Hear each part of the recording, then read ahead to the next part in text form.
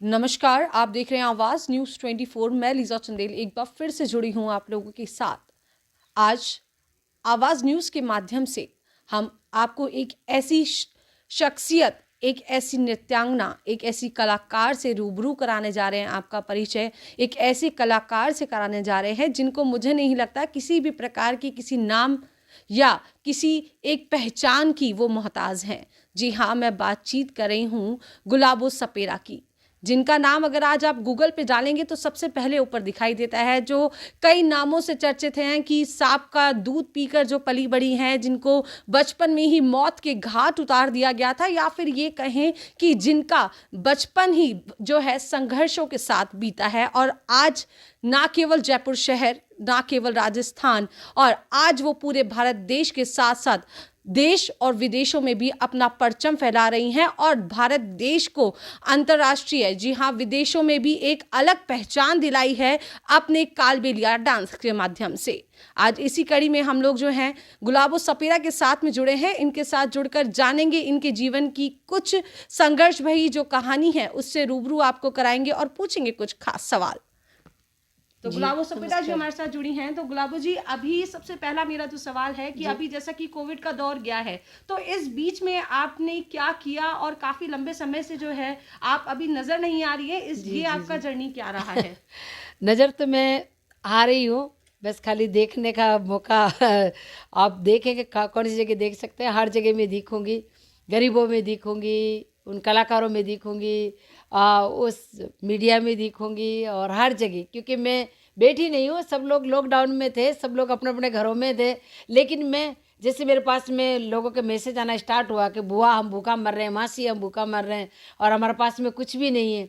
और मेरे कलाकारों के जैसे जैसे मेरे पास मैसेज आते रहे, हमारे कालबेलिया समाज के बंजारा, जैसे भोपा हुआ, जैसे बहुत जो घुमतू समाज है उन लोगों का, और मेरे से ज़्यादा उस समाज को कोई भी नहीं जानता, उस जगह को कोई भी नहीं जानता। वहाँ कोई संस्था पहुँचती नहीं है, नहीं वहाँ सरकार पहुँची है। और जिस जगह मैं पहुँची हूँ 50-50 किलोमीटर अंदर हाईवे से जा के, और मैंने उनको जो भी था, मैंने मेरे हिसाब से मैंने उनको किट दिए, जो भी मेरे आत्मा से मतलब बना, मैंने आन मन धन जो था मेरे पास में उनको बांटा। और सबसे बड़ी बात मैंने ये की है कि उनको मैं वीडियो बना के, मैं वहाँ जाके नाच के गा के उनको बातें करके, और यहाँ मैं नाच के वीडियो बना के भेजती थी उनको। और किसी के पास में अगर वीडियो नहीं है और इस तरीके से स्मार्टफोन नहीं है, तो मैं वहाँ जाके मैंने कहा ये इस तरीके से अरे रे रे रे नहाओ धो नाचो गाओ, इस तरीके से मैं इस गाने को भी बनाया और मैं उनके साथ में जाके एंजॉय तो मैम, किया। भारत की बेटियों के लिए आप एक मिसाल साबित हुई हैं, एक तरीके से एक इंस्पिरेशन के रूप में आप सामने आई हैं। अगर मैं बात करूं बच्चों की, पहले भ्रूण में हत्या कर दी जाती थी,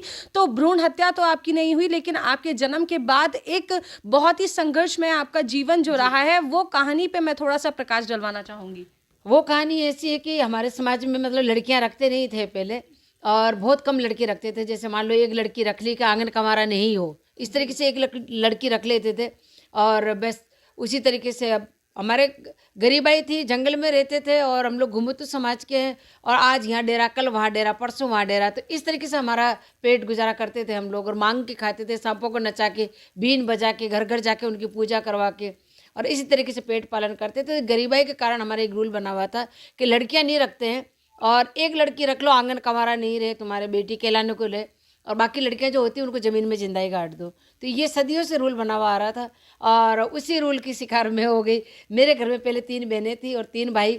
मेरे पापा माता के पुजारी थे, पापा लड़कियों को नहीं मारते थे बस। पर उस रोज़ धनतेरस का दिन था, पापा घर पे थे नहीं, और पीछे से शाम की 7 बजे में हुई, और बस समाज की औरतों को मौका मिला और वो ले जाके मुझे जंगल में गाड़ दिया। मैम, एक कहानी बहुत ज्यादा आपके लिए चर्चित है कि आप सांपों का दूध पीकर जो है पली बड़ी हैं। जी, उस विषय में हम लोग जानना चाहेंगे। तो जैसे मेरे को मेरे समाज के लोग औरतों ने गाड़ा, और मेरी मेरी माँ और मेरी मौसी जिद करके रात को जाके छुप छुपा के रात की 12 बजे 5 घंटे बाद मुझे लेके आई ज़मीन से निकाल के। समाज के लोगों ने विरोध उठाया, लेकिन मेरे पापा ने, मेरी माँ ने एक नहीं सुनी, कहा कि मेरी स्पेशल बेटी है, धरती माता की बेटी है।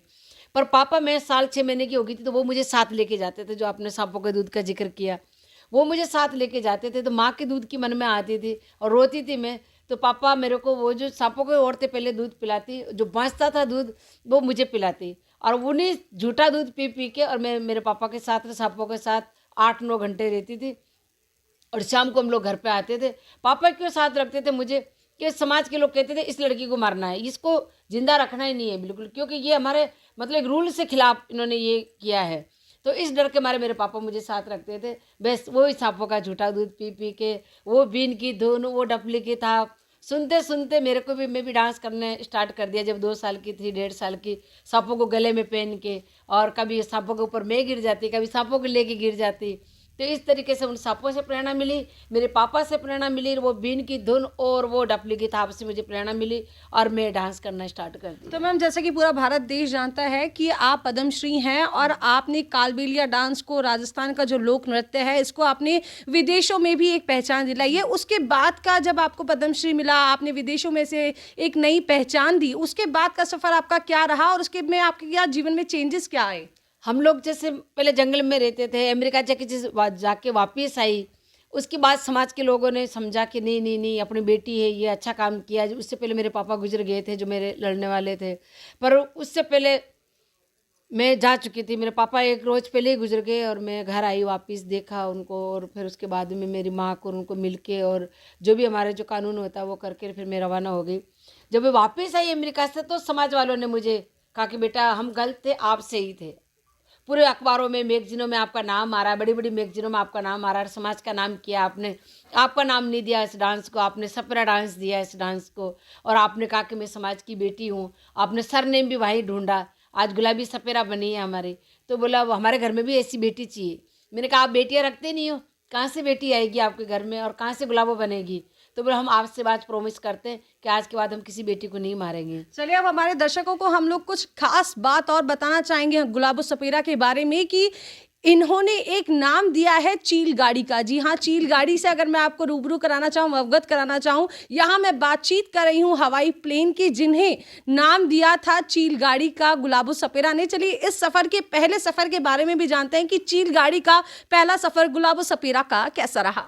अमेरिका गई मैं, 85 में अमेरिका गई, और पापा गुजर गए थे, मैं अभी बता ही रही थी आपको, पापा गुजर गए थे, लेकिन फिर भी मैं गई कि मेरे पापा, जब हम लोग सोते थे रात को, तो जब वो सर्दी लगती थी, पापा दिन कब उगेगा, अब तबते तबते भी तो गर्म हो गए और सर्दी लग रही है, अब कब दिन उगेगा? तो मेरे पापा कहते हैं ये हिरनी है, यहाँ से ये यहाँ आएगी, ये किरसी है, यहाँ से यहाँ आएगी। इस तरह के तारे अलग अलग नाम के होते हैं ऊपर, वो मेरे पापा अपनी भाषा में, हमारी लैंग्वेज में वो बताते थे कि यहाँ आ जाता है तब दिन उग जाता है। फिर हम लकड़ियाँ सलगाएंगे, चूल्हा सलगाएंगे, फिर बैठ जाएंगे तपने के लिए। उन्हीं तारों के बीच में एक तारा सा चमकता हुआ, वो रुकता ही नहीं था, वो जाता ही रहता, जाता ही रहता। तो मैं पापा को पूछती, पापा हर तारा टूटता, कहीं ना कहीं जाके वो गायब हो जाता है, लेकिन एक ऐसा तारा होता है जो रुकता ही नहीं है, वो बहुत लंबे तक जाता रहता है। मेरे पापा ने कहा बोले बेटा वो तारा नहीं है, वो चील गाड़ी है। मुझे ये क्या होती है कि वो एक देश से दूसरे देश में लेके जाती है, वो आदमियों को जो लेके जाती है, और वो इसमें सवारी करके वो लोग जाते हैं। तो इसको चील गाड़ी बोलते हैं, हवाई जहाज होती है ये। तो इसमें बैठ कर वहाँ जाते हैं। मेरे को वो कैसे उड़ती है, पापा को धागे से बांध रखा है ऊपर, बोले धागे से नहीं बांधते बेटा, वो हवा में ही उड़ के जाती है। तो वो मेरे दिमाग में थी कि हवा में कैसे उड़ती है कोई गाड़ी, उसमें आदमी भी बैठ जाते हैं, या बस में बैठते हैं तो रोड पे चलती है, ट्रेन भी रोड पे चलती है, पर एक ऐसी चील गाड़ी ऐसी है तो ये हवा में उड़ती है। तो मेरे पापा ने कहा कि पता ये नाम उसका चील गाड़ी इसीलिए रखा है, चील उड़ती है ना बाज, वो चील के ऊपर ये चील गाड़ी तो बनाई आप है। पहली बार जब प्लेन में बैठे तो उस समय का आपका एक्सपीरियंस तो क्या वो रहा? मुझे चील में बैठना था ना, कि मेरे पापा गुजर गए, मुझे दिल्ली से वापस लेके आए, फिर मुझे बताया, फिर मैं पहली बेहोश बार पड़ी डर की रही। अनुभूति हुई जब हाँ। पहली बार आप उस चील गाड़ी में तो बैठी जब? मेरे दिमाग में ये था कि मेरे को चील गाड़ी बैठ के जाना। मेरे पापा कह रहे थे कि चील गाड़ी में एक देश से दूसरे देश में जाना, तो मुझे दूसरे देश में जाना और वहाँ जाके मेरे डांस करना है। तो वो चील गाड़ी में बैठ के गई, तो मेरे तो उसी पापा को बहुत मिस एक्साइटमेंट करे। में आप वहां पे जब उस प्लेन में बैठे तो सबसे ज्यादा आपने अपने पिताजी को मिस पिताजी किया? को मैं मिस किया, रोती हुई गई कि आज मेरे पापा होते तो कितने अच्छे रहते। लेकिन मैंने मेरे पापा को मेरे अंदर पाया, और मैंने कहा कि नहीं, मेरे पापा का शरीर है ये, पापा ने मुझे सब कुछ दिया है, तो मेरे पापा मेरी आत्मा में है, और वो आंखों से उजल है लेकिन मेरे अंदर ही है, और मेरे पापा कहीं नहीं गए। तो पापा को फील करते हुए चील गाड़ी में 24 घंटे का हम लोग रास्ता काट के हम लोग वाशिंगटन गए, और वहाँ पे मैं 2 महीने और 5 दिन रही, जैसे मैं अभी बता रही थी। वापस आने के बाद मेरे को समाज वालों ने बहुत मान सम्मान दिया, बहुत उन्होंने मुझे अध्यक्ष बनाया, और वैसे एक ही चीज़ पूछी कि बोले बेटा आपको जैसी बेटी चाहिए। मैंने कहा मेरी जैसी बेटी के लिए आपको सारी बेटियों को मारना बंद करना पड़ेगा। एक स्टेटमेंट मैम आपका सामने आया था जिसमें आपने कहीं ना कहीं अशोक गहलोत को टारगेट किया था और आपने इस वीडियो में स्पष्ट कहा था कि हम लोग नाचना और परफॉर्म करना बंद कर देंगे। वो क्या रीजन था, उस पर एक बार प्रकाश डालिए। वो भी मैं डालूंगी, लेकिन जो मेरे समाज की बात है वो मैं आपको बताती हूँ कि फिर मेरे समाज वालों ने, मेरी पहला जो जीत हुई है वो मैंने इतना सारा 5 साल मैंने मेहनत की, लड़ाई झगड़े सब कुछ किया। उसके बाद में जब समाज वालों ने जब मेरे को अमेरिका से आने के बाद में कहा कि बेटा आपकी जैसी बेटी चाहिए, मैंने कहा मेरे जैसी बेटी चाहिए तो बेटियों को मारना बंद करो। तो अमेरिका से आने के बाद में बेटियों को मारना बंद कर दिया। आज हमारे कोई बेटी को नहीं मारते, कोई जिंदा नहीं गाड़ते। पहला जीत हुई, समाज के अध्यक्ष बनाया मुझे। तो मेरा समाज समझा और मेरे समाज समझ के इस लाइन में आए और आगे बढ़े और अभी भी आगे बढ़ रहे हैं। और रही बात जब डांस गाने की, तो हम लोग बहुत मेहनत किए, 40 सालों का सफ़र है, बहुत मेहनत की है, देश का नाम किया है और हम लोग पूरे भारत का नाम किया है। परदेशों में गए हम लोग, हमें चाहे 200 रुपये मिले चाहे 300, हमारा 200 रुपये का रेट है। सन 81 से लेके और 2011-12 तक हमें 200 रुपये मिलते थे और उसी 200 रुपये में हम लोग सब कुछ मिला। हमारे को नाम भी मिला, उसमें दाम भी मिला, काम भी मिला। वो हम लोग बहुत संतुष्ट थे कि हमें मिल रहा है। लेकिन एक बार जब राजस्थान दिवस मना रहे थे, जब उन्होंने कहा कि आपको 200 से 500 रुपये 600 रुपये कलाकार के कर देंगे, 1000 रुपये लीडर के कर देंगे और आपको 7 दिन की प्रैक्टिस करके ये करना है राजस्थान दिवस का। तो हम लोग वो पूरा 7 दिन वहाँ पे प्रैक्टिस किया, 7 दिन रिहर्सल करी और वो राजस्थान दिवस मनाया। तब जब हमारे को कोरियोग्राफ करने वाली थी, हमारा तो ओरिजिनल कला है, हमें तो गॉड गिफ्ट दी, हमें कोरियोग्राफ करने की ज़रूरत थी नहीं। लेकिन ठीक है, स्टेज के लिए एक स्टेज कोरियोग्राफ करना था उनको 3 लाख रुपए दे दिया। हमारे जब कलाकारों की बारी आई पैसे देने की, तो बोला वो पास होंगे पेमेंट उसके बाद मिलेगा आपको। तो जो कंजर लोग होते हैं वो कोटा से आते हैं बेचारे, वो चक्री डांस वाले, तो वो वहाँ जा रहे थे पैदल पैदल। उनको मैंने देखा, भाई आप कहाँ जा रहे हो? मैं पेरिस जा रही थी उस टाइम पे। मैं प्रोग्राम करके और मेरी गाड़ी में बैठ के कासाकोटी मिल गए। कहाँ जा रहे हो? मैंने कहा मैं तो एयरपोर्ट जा रही हूँ, आप कहाँ जा रहे हो? कि हम लोग तो जा रहे हैं। मैंने कहा पेमेंट? बोले पेमेंट नहीं मिला भाई, हम तो पैदल पैदल जा रहे हैं। वो गांठ डोडा के पैदल जा रहे थे। मैंने कहा भाई रक्शे में बैठ के जाते हैं। बोले पैसे नहीं है। तो हम लोग फ्री ट्रेन में बैठ के हमारे घर तो जाएंगे, हमें तो होटल से भी निकाल दिया। तब मैं गई थी गहलोत साहब के पास कि हम लोग देश का नाम करते हैं, हम लोगों को इस तरीके से झांसा दे के प्रोग्राम करवाए, अब पैसे मांग रहे हैं तो कहते हैं कि बजट पास होगा। जो उस लेडी को 3 लाख का चेक दे दिया, हमें क्यों नहीं दिया जा रहा? हमें भी पेमेंट करो। तो गहलोत साहब ने कहा कि ठीक है मैं बात करता हूँ। तो हमारे जो बीना कांग साहब थी, मैं मंत्री साहिबा टूरिज्म की, तो उनको बोला। उन्होंने कहा कि भाई तू नेता बन के आ गई गुलाबी। मैंने कहा मैं नेता नहीं बनी, मेरे को पेमेंट चाहिए, कलाकारों का पेमेंट चाहिए। मैं पेरिस जाते हुए रुक गई हूँ, कलाकार रो रहे हैं, कोई मिट्टी का तेल डाल के जल रहे हैं, कोई क्या कर रहे हैं, हमें कलाकारों का पेमेंट चाहिए। तो बोला अभी कलाकारों का पेमेंट तो हर कलाकार का वो लेके आओ खाता, और उनको डायरेक्ट उनका अकाउंट में जाएगा। मैंने कहा मैम किसी के खाते खुले हुए नहीं है हमारे पास, तो बहुत कम लोग हैं जिनके खाते खुले हुए नहीं है। तो बोले नहीं खुलवा लो। मैंने कहा उसके लिए 1000 रुपये चाहिए, 2 विटनेस चाहिए, वो कहाँ से लेके आऊँ मैं? गहलोत साहब ने भी सवाल किया कि गुलाबो ऐसे कैसे हो सकता है कि तुम्हारा कलाकारों के खाते नहीं खुले हुए? मैंने कहा सब 2-4 कलाकार जो लीडर है उनके तो हैं, लेकिन जो कलाकार भोपा लोग जो जंगल से आते हैं, जो राणा लोग जंगल से आते हैं, जो सांसी वो बागरे वो आते हैं, हमारा कालबेलिया जो बेचारे और भी लोग हैं वो आते हैं, उनके पास में कहाँ खाते खुले हुए हैं? ये पेमेंट के देते हैं केस और वो लेके मस्त होते हैं। बोले नहीं, नरेगा उनके पास में भी खाता खुला है। मैंने कहा उनको तो 90 दिन का काम मिलता है साहब, हमें कहाँ 90 दिन का काम मिलता है? हमें तो 2 साल में, साल भर में 1 दिन का काम मिलता है, जो 200 रुपये का प्रोग्राम। अब 200 रुपये का पेमेंट करोगे, उसमें 800 रुपये और मिलाने पड़ेंगे। 800 रुपये कहाँ से लाएंगे? 1000 रुपये से खाता खुलता है और बैंक में कहते हैं 2 विटनेस चाहिए। हम गाँव में रहने वाले विटनेस कहाँ से लेके आएंगे? तो हमारे पास तो ये परेशानियाँ हैं साहब, एक जगह हम रुकते नहीं है, कभी यहाँ कभी वहाँ, हमारा घर भी नहीं है एक जगह, हम तो वही घुमते समाज ही अभी तक, पट्टे वट्टे कहीं मिले नहीं है, तो अब कहाँ रुके?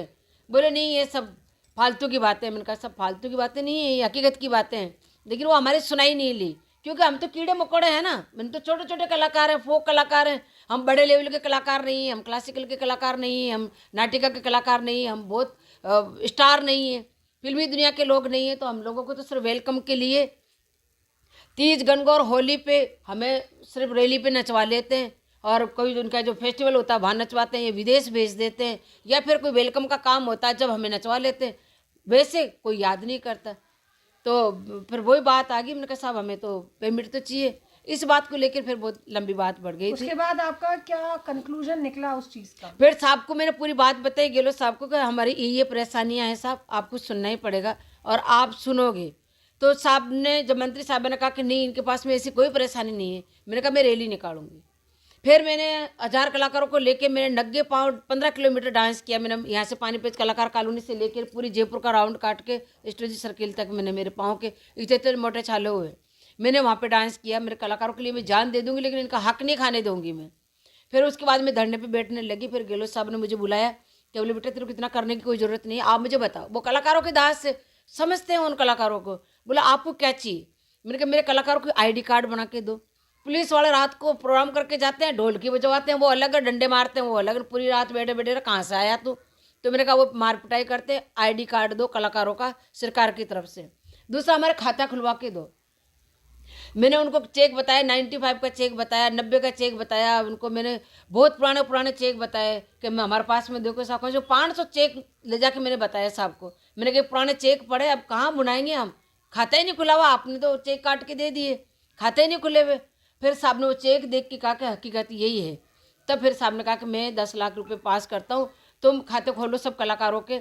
सब कलाकारों के खाते खुले, 500 रुपये उनके खाते में गए और उनको कार्ड भी बना के दिए।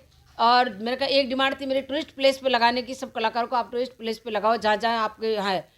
बिल्डिंग है तो देखते ही हैं, सुनी इमारत देखते हैं, वहाँ पे एक जिंदी कला देखेंगे तो और भी अच्छा लगेगा। बिल्कुल। तो वो जिंदी कला के लिए मेरे का टूरिज्म बढ़ेगा अपना, कि नहीं कलाकार भी काम करते हैं, तो वो भी उन्होंने लगाया। तो ओवरऑल आपको जो है आपको इंसाफ मिला और आप अपने इंसाफ को लेने में आपने सफलता हासिल की। अब मैम अंतिम सवाल मेरा आपसे ये है कि अभी जैसे अगर मैं आपके घुमंतू समाज के लोगों की ही बातचीत करूं, तो जिस तरीके से, जिस डेडिकेशन से और अपने समाज के हितों के लिए आप जो लड़ रही हैं, उसके बावजूद भी आप ही के समाज के लोगों का कई बार कहना है कि गुलाबो सपेरा हम लोगों को आगे आने नहीं देती हैं और हमारी प्रतिभा को कहीं ना कहीं वो स्वयं आगे आके उसे दबा रही हैं। उस बारे में आपका क्या कहना है? नहीं, अगर मैं आगे नहीं आने देती तो आज कालबेलिया डांस का नाम होता या फिर कालबेलिया समाज होता? ये समाज सवाल ने पैदा आपके किसने किया? घुमंतू समाज के लोगों का ही मैम ये सवाल है और कई बार सुनने को मिला है। हमारे आज, उन लोगों को आप क्या कहना चाहेंगी? मैं उन लोगों को यही कहना चाहूँगी कि आज से 40 साल पीछे जाओ, 81 के 80 में चले जाओ, आपको कौन जानता था? यहाँ कोई जानता था? सिर्फ यही था कि हम सपेरा हैं, बीन बजाते और मांग के खाते।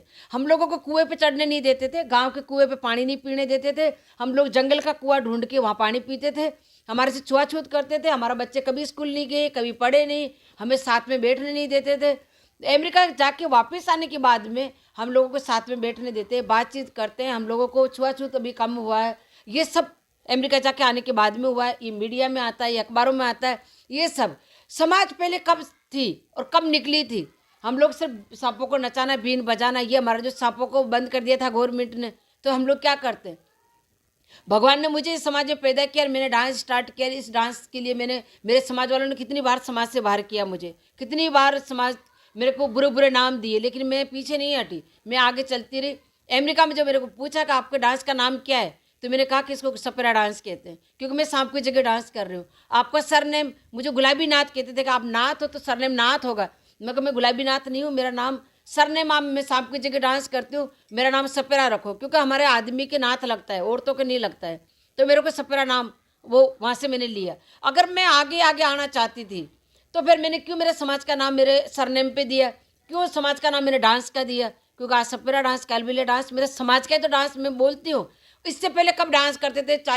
81 से पहले मेरे को बता दो एक ही कोई न्यूज़ में कि ये तो कालबेलिया डांस हुआ। तो आपका जो एक्सपीरियंस रहा बहुत अच्छा रहा और आप कोशिश भी कर रहे हैं कि देश विदेशों में हमारे इस लोक नृत्य को फेमस और कर सके। तो एक छोटा सा सवाल ये है कि क्या अभी तक आपको जो एक्सपीरियंस मिला, आपको जो आपने एक नाम कमाया, उसके बाद आपने अपने ही समाज के लोगों के लिए क्या कोई ऐसा इंस्टीट्यूशन या कोई उनको आगे सहयोग किया ताकि वो भी विदेश जा सके? मैं मेरे जो समाज के लोगों के लिए पहल मैं हूँ, जो मैं पहल करके और मेरे को समाज से बाहर किया, कितना लड़ाई झगड़े किए, लेकिन मैं निकली बाहर। मेरे समाज के लोग मेरे साथ साथ पीछे आए। सबसे पहले मेरी बेटी ने पढ़ाई किया, समाज की बेटियां भी पढ़ाई कर रही है, आदमी भी पढ़ाई कर रहे हैं। अब इस समाज को आगे ले जाने के लिए मैंने अमेरिका जाके मैं आई, मेरे साथ में 2 लड़कियाँ और भी गई। फिर उसके बाद में दोबारा हमारा रसिया में हुआ, वहाँ पर हमारा कलाकार गए। आज एक एक कंट्री में, जापान में देख लो, फ्रांस में देख लो, अमेरिका में देख लो, हमारे समाज की लड़कियाँ वहाँ हैं, वहाँ प्रोग्राम कर रही है, डांस सिखा रही है। आज हजारों लड़कियां, आज एक गुलाबो नहीं हजारों गुलाबो हो गई है, वो आगे बढ़ रही है। समाज पीछे कहाँ रह रहा है कि हमारी लड़कियां तो बढ़ रही है लेकिन आदमी लोग नहीं बढ़ रहे। उनको जलेसी तो हो रही है बहुत, लेकिन आदमी लोग क्यों नहीं बढ़ रहे? आप बीन बजाना छोड़ दिया है, डफली बजाना छोड़ दिया है, आपकी बेटियां कमा रही है, औरतें कमा रही हैं, आप खा रहे हैं, आप नहीं बीन बजाते हैं नहीं आप डफली बजाते हैं। आप अपने घर की पार्टी लेके जाए ना, आप बीन बजाओ, आप डफली बजाओ, लड़की आपकी नाच रही, गुलाब और आपकी डांस कर रही, तो आप अपने घर की पार्टी बनाओ, आपके समाज की 2 लड़कियों को लो, समाज के 2 लड़कों को डांस सिखाओ, उनको आगे बढ़ाओ। आदमी पीछे क्यों रह रहे? लड़कियां आगे बढ़ रही है, इसलिए वो कहते हैं कि गुलाबों के लिए बढ़ रही है, गुलाबों के लिए नहीं बढ़ रही। आज हजारों गुलाबों बन चुकी है, हजारों गुलाबों आगे चली गई है। बिल्कुल, और हजारों गुलाबों, बिल्कुल, और हजारों गुलाबों इस गुलाबों की तरह फिर से एक बार भारत का जो परचम है दूसरे शहरों में फिर से एक बार लहराएंगी। बहुत बहुत मैं इस कला को जिंदा रखने के लिए और हमारे समाज को जिंदा रखने के लिए और इस फोक कला को मैं मेरे स्कूल बना रही हूँ पुष्कर में, वहाँ पे मेरा डांस होगा, वहाँ पे मेरे ये बीन बजाना है, बीन बनाना है, डफली बजाना, डफली बनाना। हमारे जो हैंडीक्राफ्ट का काम किस तरीके से पहले गुदड़ी बनाते थे, मोती मणि का काम होता था, रोजगार देने का काम भी आप कर रही हैं। वहाँ पे कम से कम हजारों आदमी मेरे स्कूल में काम करेंगे और वहाँ पे सब लोग मिल के करेंगे कि कौन सांप का झाड़ा निकालता है, कौन बिच्छू का झाड़ा निकालता है, कौन एक पोइट्री टाइप में हमारे झाड़ा बोलते हैं। कोई हम लोग कभी डॉक्टर के नहीं जाते थे, तो वहाँ पे वो दवाई बनाने वाले किसी बुजुर्ग को बिठाएंगे कि ये बुखार की, ताव की, पीलिया की, निमोनिया की ये दवाएं हैं। वो सारी हमारे हजारों लोगों का पेट भरेगा वहाँ पे। और मैं तो जितना हो सकता है, मैं फ्रांस में मैं 20 सालों से काम कर रही थी वहाँ पे।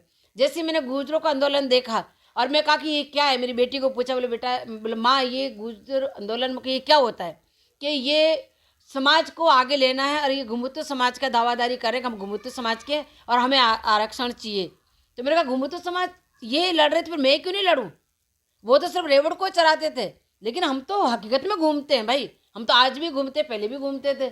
मैंने फ्रांस का कॉन्ट्रैक्ट छोड़ा, जो मेरा 30 साल हो गए थे मुझे वहाँ जाते हुए। मैंने मेरा फ्रांस का कॉन्ट्रैक्ट छोड़ा, मैं यहाँ आके मेरे अखिल राजस्थान महासभा की मैंने संस्था, वो एक समाज का वो बनाया, उसको रजिस्ट्रेशन करवाया और उसके बाद में मैंने पक्का काम किया है रजिस्ट्रेशन करके। फिर उसके बाद में मैंने समाज की कबाड़ संभाली कि मैं समाज के लिए अब लड़ूंगी, समाज को हक दिलाऊंगी, जो पढ़े लिखे बच्चे उनको नौकरी दिलाऊंगी और हम भी हमारे समाज में पहचान और सरकार में पहचान करेंगे। हमारा भी कोई ना कोई बंदा सरकार में होना चाहिए जो हमारी समाज की बात रख सके और वो हम लोग आगे बढ़ सके, हमारे भी हम हक ले सकें। तो ये तो मैं कर रही हूँ। अब जो छोटे मोटे लोग हैं जो ठीक है, वो अपना आप में नेता समझते हैं या अपना आप में बहुत कहते हैं ना, फुल पढ़ा लिखा होता है उसको तो ज्ञान मिलता है और फुल पढ़ा लिखा होता है उसको थोड़ी उसमें थोड़ी बर्दाश्त शक्ति आ जाती है। लेकिन जो अधकचरा होता है ना दूसरी तीसरे का, वो अपना आप को कहता है कि मैं पढ़ा लिखा हूँ, जो मैं अब बन जाऊँगा प्रधानमंत्री। तो अब उनका तो मैं भी क्या कर सकती हूँ। राइट, बहुत बहुत धन्यवाद गुलाबो सोपेरा जी। आपने अभी तक की जो जीवन की अपनी पूरी अभी तक की संघर्ष गाथा हमारे साथ बांटी, उसके लिए बहुत बहुत धन्यवाद आपका, बहुत बहुत आभार। देखते रहिए आवाज़ न्यूज़ 24। मैं लीजा चंदेल, कैमरामैन सुभाष के साथ में।